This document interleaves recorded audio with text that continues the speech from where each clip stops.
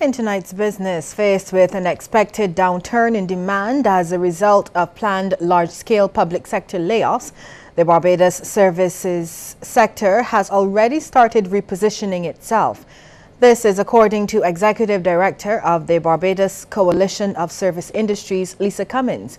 She says the BCSI has long encouraged its membership to look beyond Barbados' shores.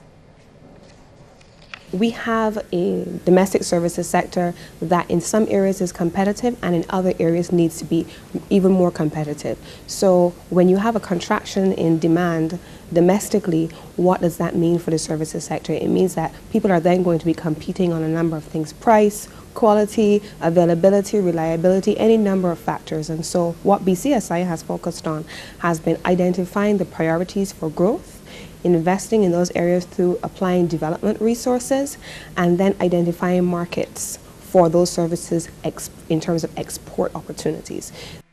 Ms. Cummins tells CBC that there are still several untapped markets, both in the Caribbean and beyond.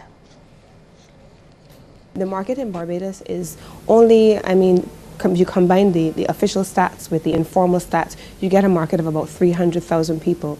It has never been the vision for any of our sectors to be concentrated primarily on that domestic market. The entire rationale for the creation of a single market and economy has been to expand a 300,000 market in Barbados, a 77,000 market in St. Kitts, a 156,000 market in St. Lucia, to one which becomes a 15 million person market across the region. And so as demand contracts in Barbados, BCSI has to and intends to and will be focusing on getting service providers to be outward looking. Barbados' newest authentic Indian restaurant, Asian Spice, will be offering 100% meat and vegetable products. This is according to Soni Kesaram, director of the recently renovated All Seasons Hotel at Sunset Crest in St. James, which will house the new restaurant. At the time, Ms. Kesaram was speaking during an official opening event for the hotel and restaurant. The restaurant is a significant part of our company's $4 million renovation and expansion plan. Apart from authentic Asian spices, all food products, including halal meats, are Barbadian. Our expansion also included a multifunctional conference facility and 48 refurbished suites. Meanwhile, Executive Vice President of the Barbados Hotel and Tourism Association, Sue Springer, lauded the restaurant for its all-local approach.